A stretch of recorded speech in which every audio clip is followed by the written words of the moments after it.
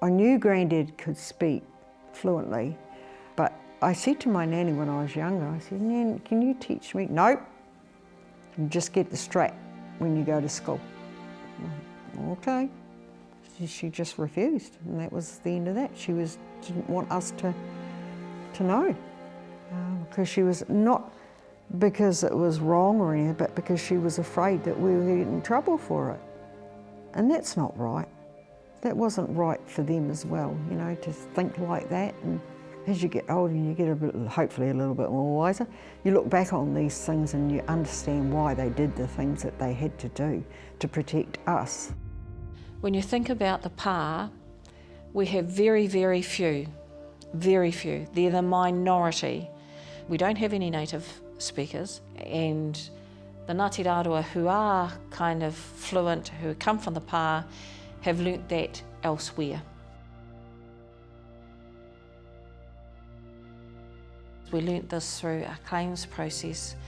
It was also everything that surrounds that we were learning and on a journey ourselves. So it is all of that history, it is all of that whakapapa, you know, it is all of that tikanga that we had to call on people outside of our rohe to support us with, because a lot of that was lost here. So yeah, I think it's pivotal, it's part of who we are, it's part of our cultural identity, not due to any fault of our own on previous generations. You know, we all know about colonisations, a lot of that was lost over time. But it also gives us a number 9 boot that we actually have to do something now. Having the comfort and the confidence also, because we do get whakamā. And I found that personally. You know, you get, and you think, oh God, if I said that wrong, you know, they're gonna, and they do.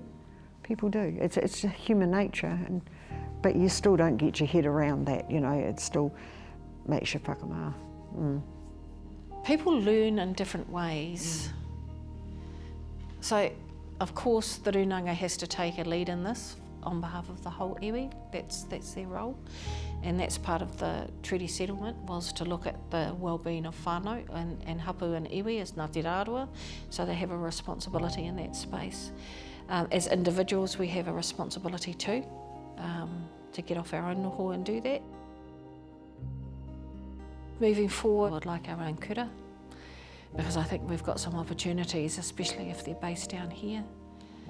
I would love it if we had the level of fluency right across our hapu and our iwi. That would be amazing. We've got very few speakers here, and it's you know, we're looking at building and extending this marae once again. So, you know, as it is now, we have to call people over to come in and sit on the pai. It's never been lost, but the biggest fear is it will.